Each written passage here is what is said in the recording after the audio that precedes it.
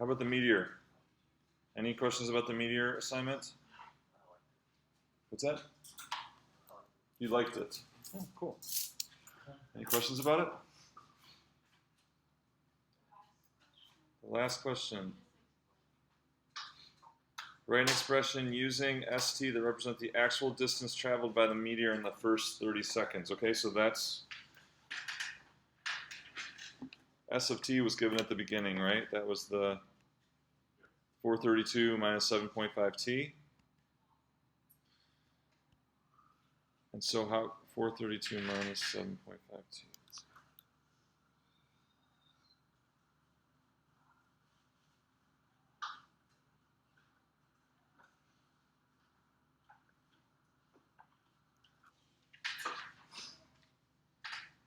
And what kind of function is this? Accumulation function, is that right? No, that's the rate. But they're asking for the... Okay, which one is it? Is it rate or is it amount? Rate of change. It's the rate of change, right? So it's like the velocity or speed of the meteor slowing down, right? It's slowing down as it's coming into our atmosphere. Okay? But they want actual distance traveled in the first 30 seconds. So given a rate function, how do we set up an expression that gives an amount of change? That was what we spent the first 2 days on, right? What is that? You should all be thinking it's integral, right? It's integral of our rate function.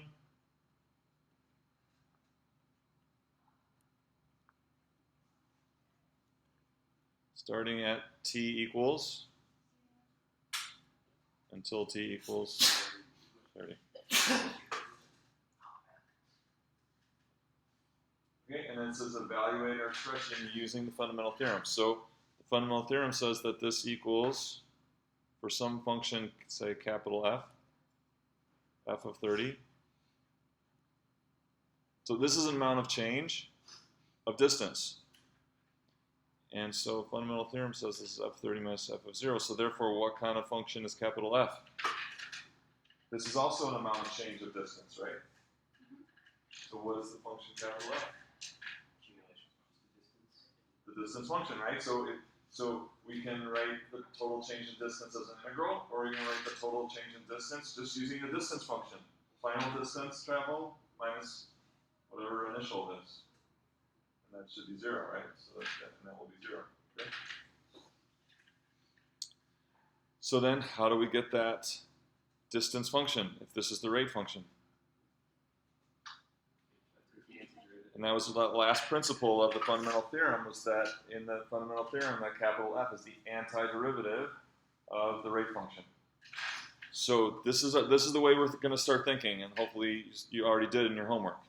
What function gives a derivative of 432? That's how we think about antiderivative. What function, if you took the derivative of it, would be 432? 432x, or yeah, in this case t. That function's derivative is 432. And what function has the derivative minus 7.5t? So we know that with derivatives, you just hold on to constants that are multiplied, right? And so then we can work on the t now. So what function? T squared half. Yeah, t squared or 1/2 t squared, or t squared over 2. I'll do that, t squared over 2. And if you're not sure that you got it right, what can you do? Take the derivative and see if it's what you started with. That's the whole point, right? Take the derivative. If you're attempting an antiderivative and you're not quite sure, take the derivative, and then it will. If you have the right antiderivative, you'll get the same thing you started with for its derivative. And then we're going to evaluate that from 0 to 30, meaning plug in 30, plug in 0, subtract. So this is our distance function, and we're going to get the distance at 30 seconds and the distance at 0 seconds, and then I'll give the total change if we subtract, we get the total change in distance in those 30 seconds. Okay. questions? And then that would be an exact result for the estimates that you did, right? So then hopefully you look back at this value, and your estimates should have been likewise compared to this, either an overestimate or an underestimate. Okay. And you didn't draw any rectangles, right? So those who are shaking their head didn't, and those who aren't shaking their head did. Is that right?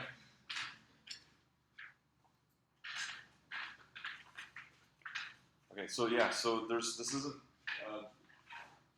kind of, if you think about it, what does distance and speed have to do with area?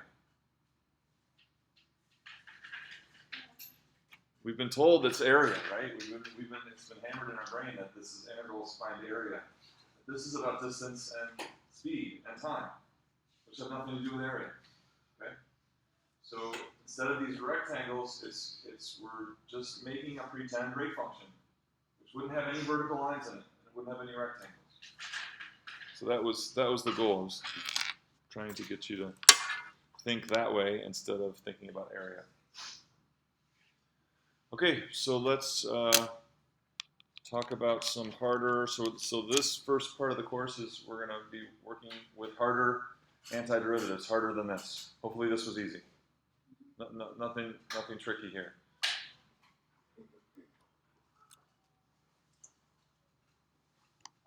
So the first, one of the,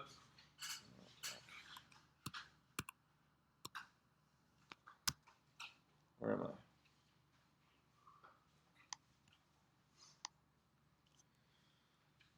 So this may be the most important technique that we have, okay?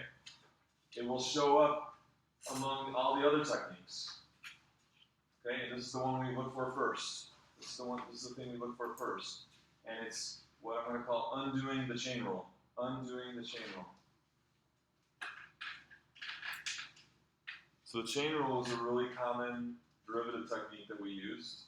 And when did we use it? We used it whenever we had a composite function, meaning one function plugged into another to create what's called a composite function.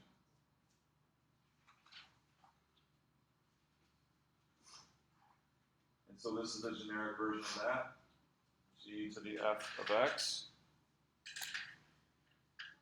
And maybe that's something like sine of x cubed.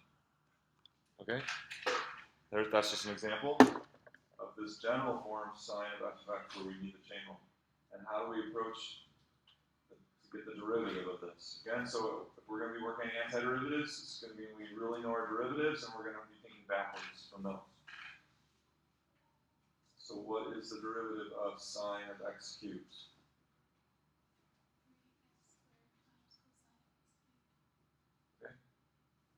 So 3x squared times cosine x cubed is what she said. Agree with that? Yes. All right, and so in general, what are we doing with that? We've got, so if we did cosine x cubed first, that would be taking the derivative of the outer function, leaving the inside as it is, and then multiplying by the derivative of the inner function. So we got a cosine, that's like g prime, leaving the inside as it is, f of x, right, times the derivative of the inside, which is? That's an easy example of this chain rule. Okay, so therefore, an antiderivative would look something like this, right? Or it would be, you would have this g prime f of x times f prime of x form, and recovering the antiderivative would mean determining what g of f of x was. Fair enough, right? So therefore, what will you focus on in the rate function? So it's like we're starting with a rate function and we're uncovering an amount function, right? So what will you focus on here on the left in the rate function to recover the amount function? Will you focus on the first factor or the second factor if we're trying to recover that amount function? First or second?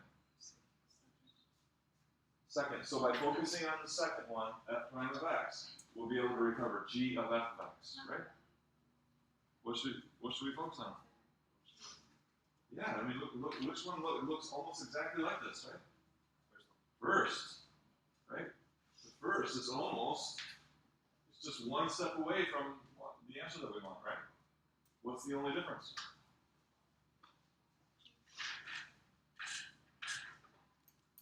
It's G prime, not G.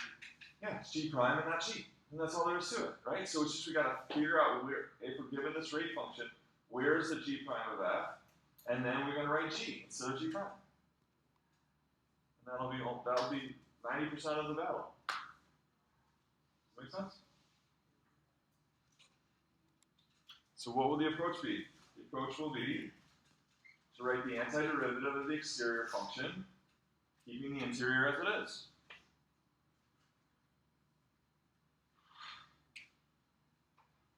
That's exactly what this is, right? The antiderivative is the antiderivative of the exterior function.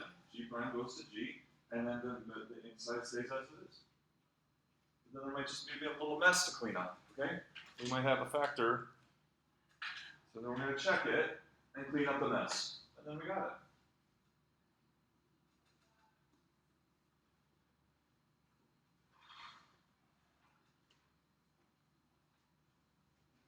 So, and this is probably, most likely what you learn to do, this U substitution.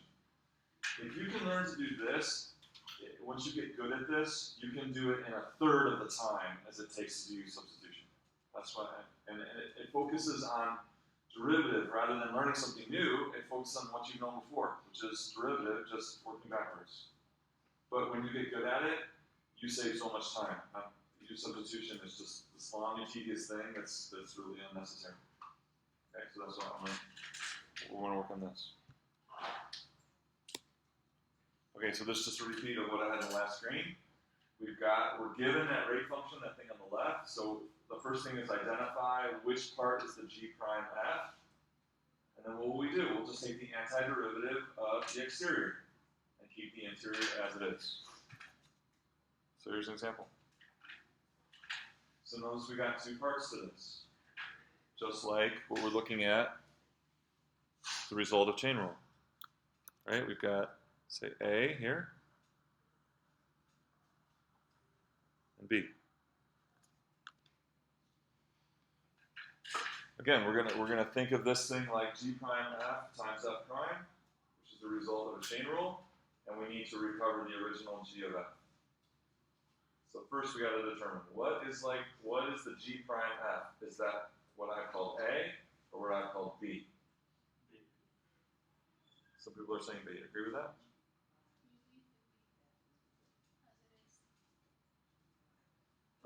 No, I'm saying this whole thing is B. It's like f of x. No, there's two choices. It's g prime f or f prime. Okay, that's what the form is, right? G prime f or f prime. So which one is like g prime f? A or B? B. B. Okay, B. So what are we going to do then? So we're going to make an attempt at this. So we're focusing here. And what is our attempt going to be? It's going to be simply looking at the exterior function and taking the antiderivative. So what is the exterior function? Something to the fifth, right? And what's the antiderivative of something to the fifth? 1/6 of that thing to the sixth. So 1/6. And remember what we're going to do to the inside? Leave it as it is.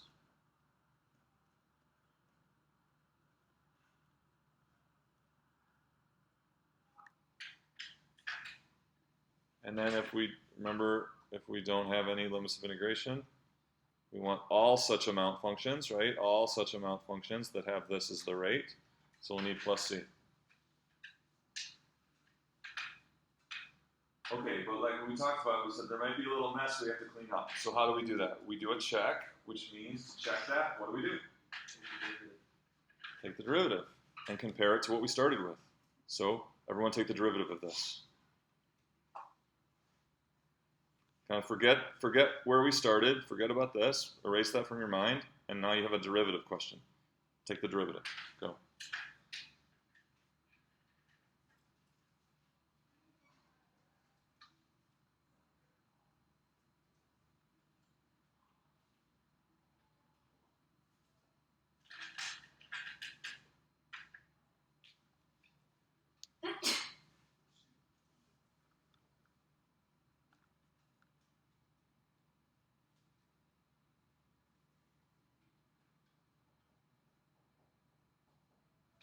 Okay, Michael, did you get the derivative? Yeah, I think it's right. I think it's 8 plus x to the 4th to the 5th. Okay. Hold on. And then you have to take the derivative of the inner function. Right. And I got 4x cubed. Plus, minus, Michael? Yeah, times 4x cubed.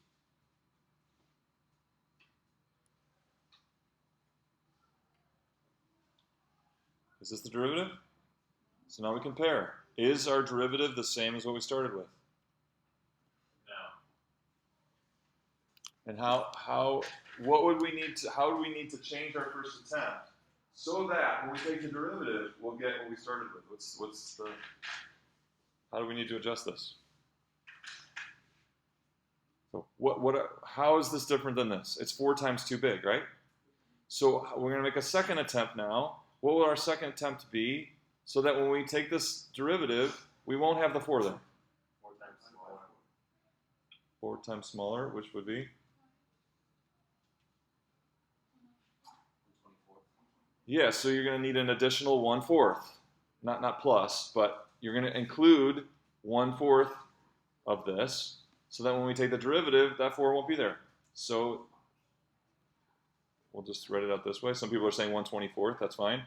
We'll just write it out this way. So second attempt. This is second attempt.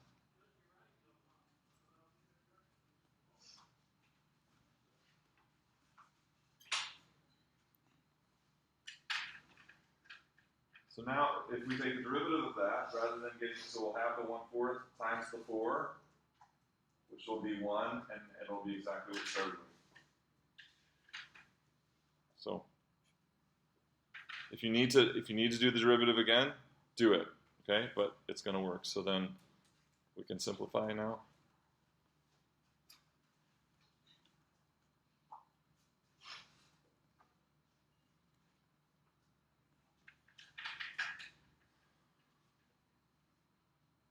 Anybody have a question?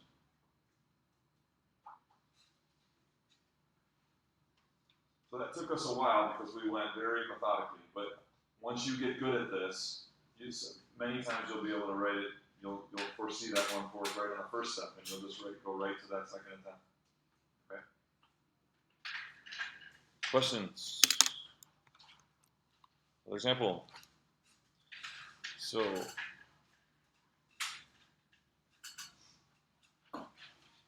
here, this example is a quotient, but if we're undoing the chain rule, it would be a product.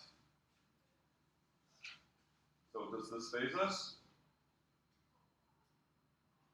It's a quotient, not a product. Are we undoing the quotient rule?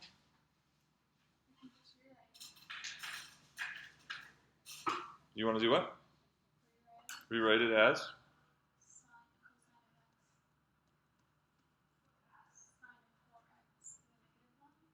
Sine, well, sine x to the?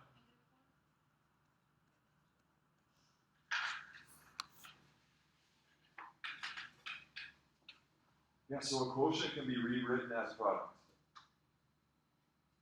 So oftentimes when you have a quotient, it'll still be undoing the chain rule. When you think about that as writing that as a product with a negative exponent. Okay, and then so now again we look at this and we first have to determine, is that our factor of focus or is this our factor of focus? Second one. Who said second one? Okay, And so what are we going to do with that second one to make our first attempt at this? We're going to add 1 to the next. Okay? And what are you going to do to the inside?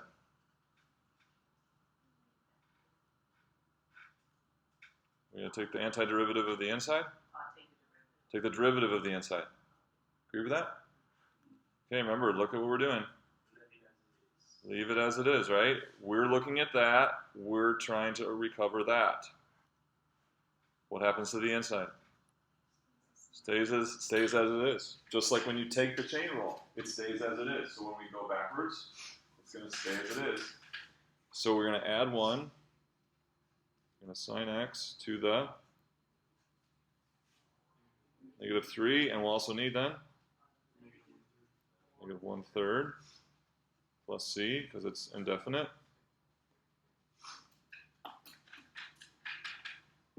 Take the derivative and compare it and see if there's any factors that we have to include in addition to the -1/3. Derivative is, so take the derivative.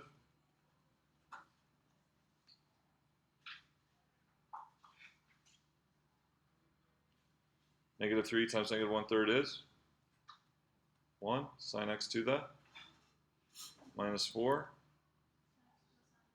times derivative of the inside. Is that what we started with? Yes. We're done.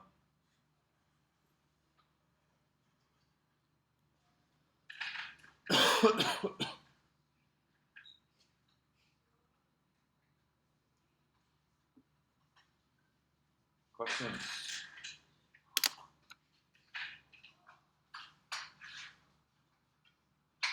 Can I erase? Any questions?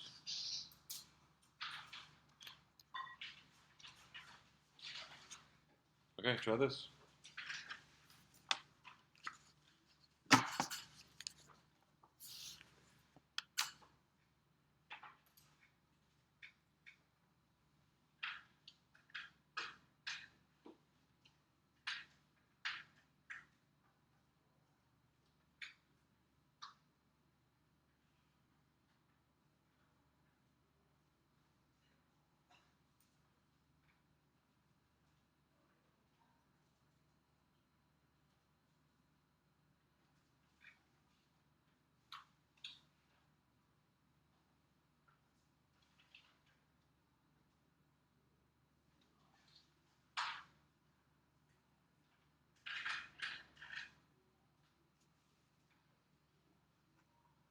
Who knows their derivatives? That's what this is about. Who knows their derivatives?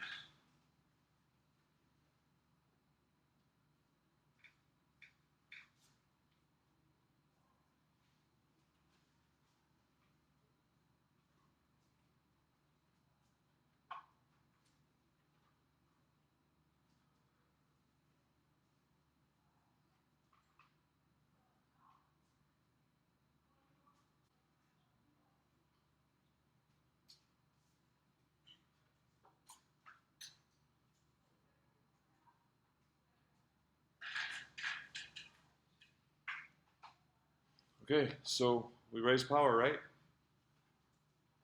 Add 1 to -1. Yeah, and then you get 2 minus 9x to the 0 is 1/0, and this equals 1. This is going from bad to worse, right? You get 1/0 times 1. And so, look, it's this built-in warning. This is the built-in warning, like, this is really wrong, right? This is, something's going on here, something's really wrong. So, undoing the power rule, adding 1 to the exponent, is making this go to 1, and then we're going to have 1/0. And so you've got all these warnings here. Something's different. And so we go back to this and we say, what in the heck's going on? What gives us a derivative of something to the -1? The natural law. How many people got natural log before you said it? About half, right? So remember that the derivative of natural log is 1/, or to the -1. And And this is the one, so you thinking backwards, you can't use the power rule because you have to apply the natural log derivative, right? This is the result of a natural log derivative. You have to be on the lookout for this one. But even if you're not, again, the warning signs are there, right?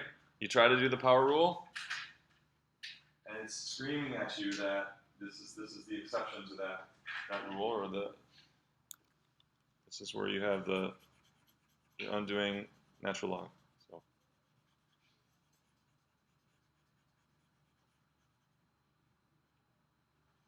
Okay. So it's going to be, what's our first attempt? Natural log, okay?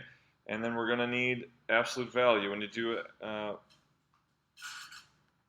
antiderivative natural log,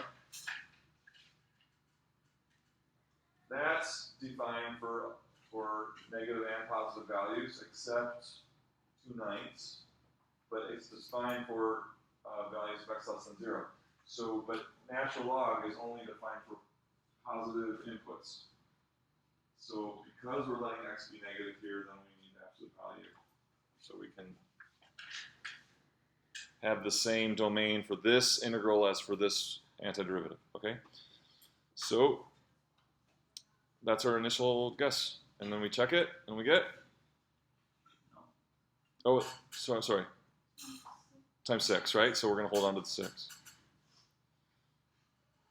Okay, so then our check will be 6 over 2 minus 9x. And we're done. We got it right, right?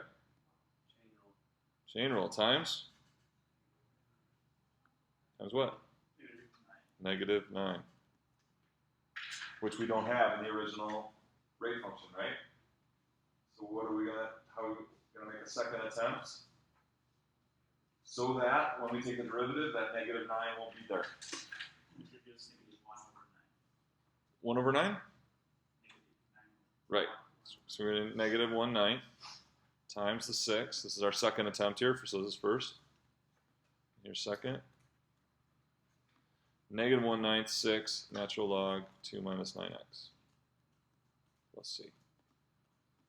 And then we could, if we do the derivative, we'll do the same thing. We'll have a negative 1/9, we'll have a negative 9. Those will go, and we'll have the original thing. So we can do this, simplify this as negative 2/3.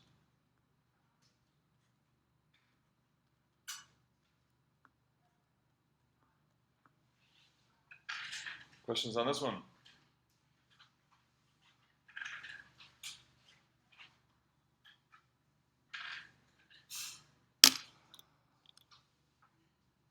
Okay, I hope the silence means this is really easy. Okay, try this.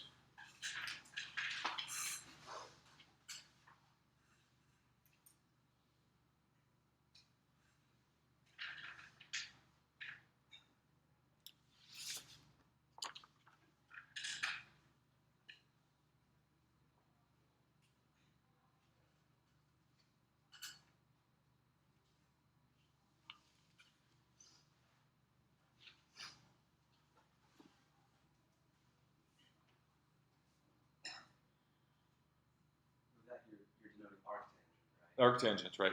Yes, thank you. That's not tangent. That's not 1 over tangent, right? That's arctangent.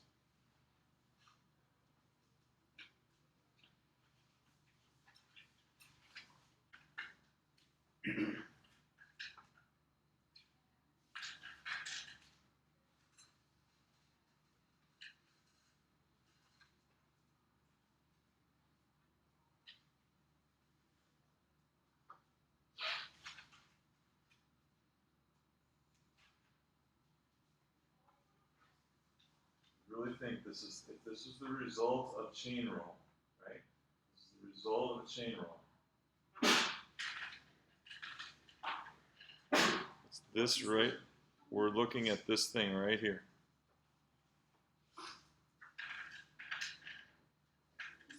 Anybody think they got it? Some.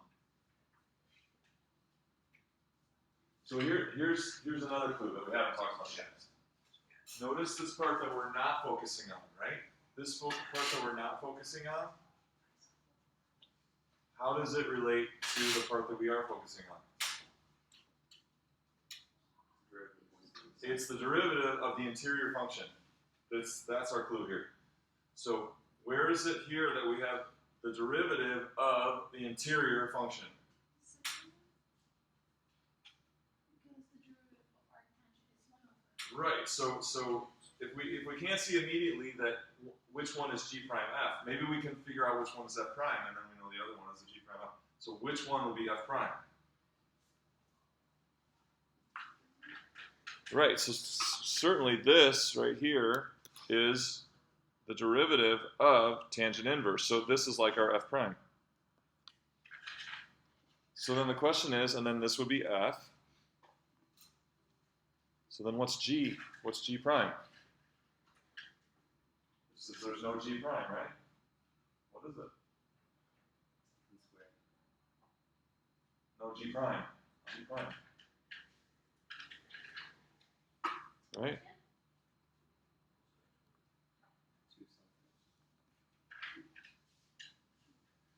There's our F. Tangent inverse is our F. So what is G prime? 1. What do you mean 1? Times 1?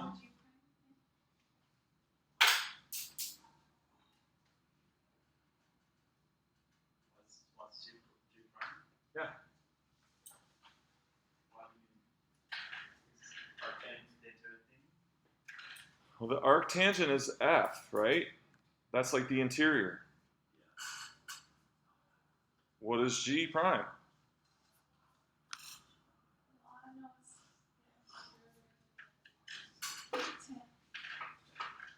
No, no, but G prime is a different function. It doesn't have to do with arctangent, right?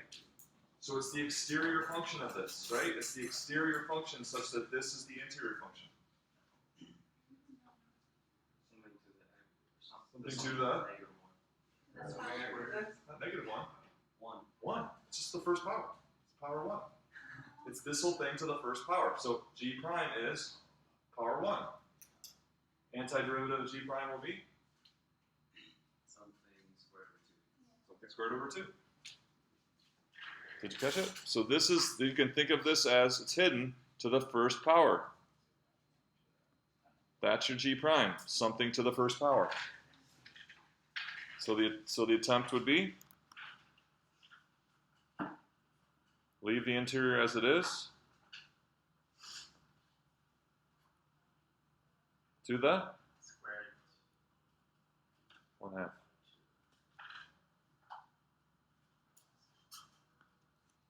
So sometimes it's not as obvious. You have to really think about. You're thinking backwards, and you're looking for these subtleties. The G prime there was just to the first power because the antiderivative would be 1/2 that to the second. Here we do our check, and what do we get? 2 times 1/2 is 1. There's tangent inverse. Where's the puzzle? Let's do it. 2 times 1/2 to the first times 1 over 1 plus x squared. How does that compare to what we were given? Exactly the same. This goes away. It's exactly the same. We're done.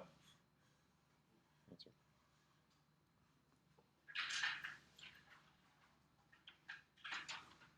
Did you catch it? So when it gets more tricky, so sometimes it helps. Instead of maybe looking for that, because we didn't know which one it was, well, look for that. F prime, and certainly that's the derivative of tangent inverse. So here's our G prime F. So our G prime is to the first power. Okay, so often as attendance and practice, I'll just give you a bunch of problems in class. And you can, this is kind of like a low pressure quiz. You can work together on this, okay? Oh, so the green sheet, that's all your basic rules for which you'll be responsible for antiderivatives. So those are all the derivative rules. That's everything you might see when we're working on these antiderivatives. Is this just up until the first test? What's that? Are these just what's required up until the first exam? Or will there be more? Compared these are all the basic derivative rules. So we're going to do, when we do these antiderivatives, it's going to be like from combination functions, like results of chain rule, results of product rule. See what I'm saying? So, no, this is a review sheet from 270. Right. Okay.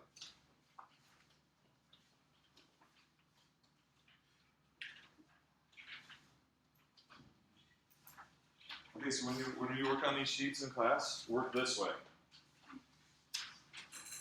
Don't work this way. Work this way, and this I just need name and date, upper right hand corner. Everyone put name and date, upper right hand corner. Today's the 6th.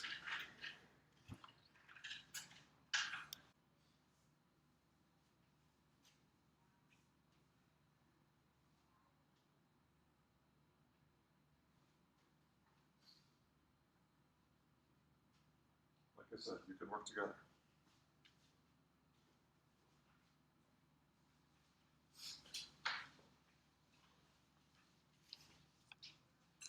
E to the 1 over x times x to the minus 2.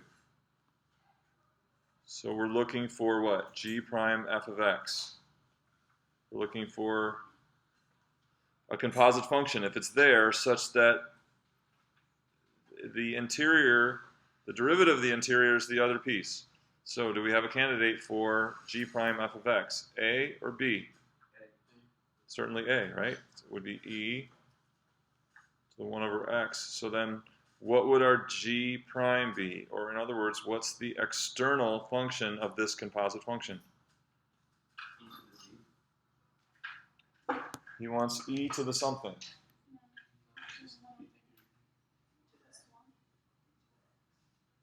So how about what's the internal function? What's f? Inverse x. Inverse x.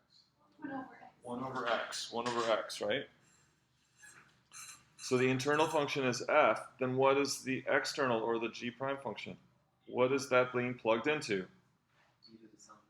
E to the something. E to the something. So we're going to do the antiderivative of e to the something, which is? What's the antiderivative of e to the something? E to the something. Leaving the something as it is. That's our first attempt. Does that make sense? Derivative of e to a function is essentially e to that function. So antiderivative is going to also be e to that same thing. So again, we're doing the antiderivative of e, leaving the inside as it is, which the inside is 1 over x. Okay, derivative would be e to that times by the chain rule would be, this is the same as x to the negative 1. So it would be negative x to the negative 2. So we compare.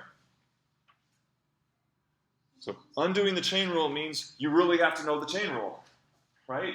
When you do these checks, you've got to get the check right. You've got to do the chain rule right. Okay? So we're going to do, the chain rule says, take derivative of first, leaving the interior as it is, times the derivative of the inside, which would be negative x to the minus 2. How is that different than what we started with? Just a negative, right? The only thing that's different is the negative sign. Second attempt. And then but now we're going to do it from 1 to 2. So it would be negative e to the 1/2 plus e to the 1.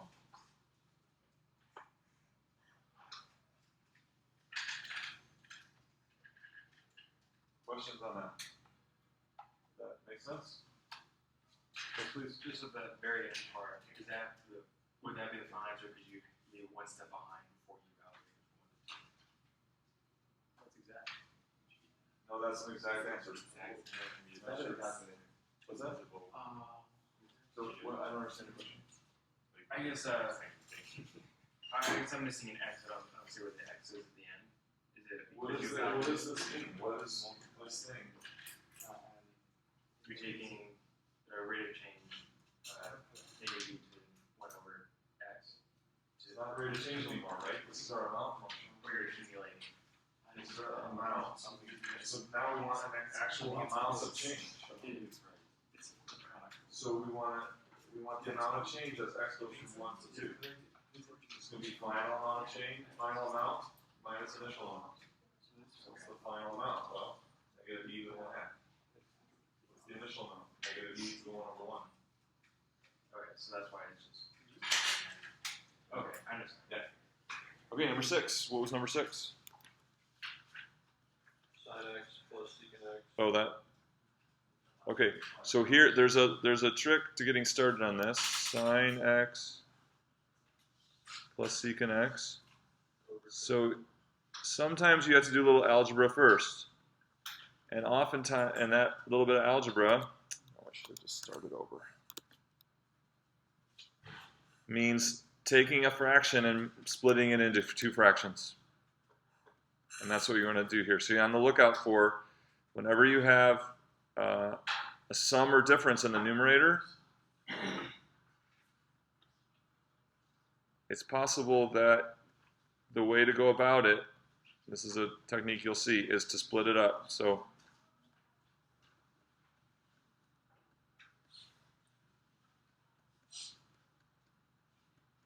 and that is the way to go in this. So be on the lookout for this technique right here.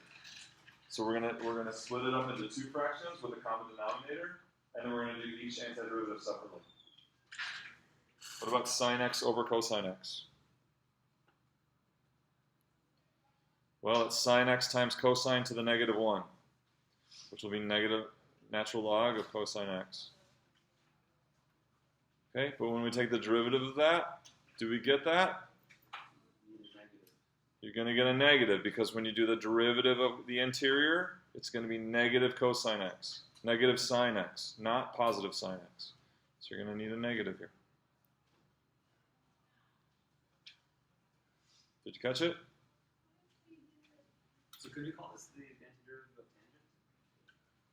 tangent? Yeah, but what's that? What's the antiderivative of tangent? What function gives you a derivative of tangent? Well, yeah, this. Yeah, I just haven't seen it on the list before. What's that? I just haven't seen it on one of these lists before. Because this is chain rule. Right. This You isn't, don't need it. this isn't an elementary function. This requires the chain rule. So it wouldn't be on the list. You understand? Yes. Yeah, because that requires the chain rule. It's not, lists are for elementary functions, right? Just like basic cosine, sine, x to the n. Okay. All right, and so then this would then change to secant squared, because 1 over cosine is secant. So what's the antiderivative of secant squared? Just have to remember that that's an elementary rule. The derivative of tangent is secant squared. So the antiderivative of secant squared is tangent. Done.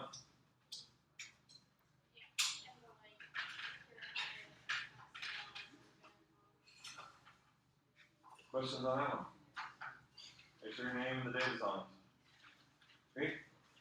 Homework is going to be web work. First web work assignment. So I'll give you some short instructions and a link to that site. Those online problems like these, and then there'll be one short. This is one written problem, similar to what you did for today. We need a note taker for this course. So someone, so you just can see me after, something like $70 to $80 for the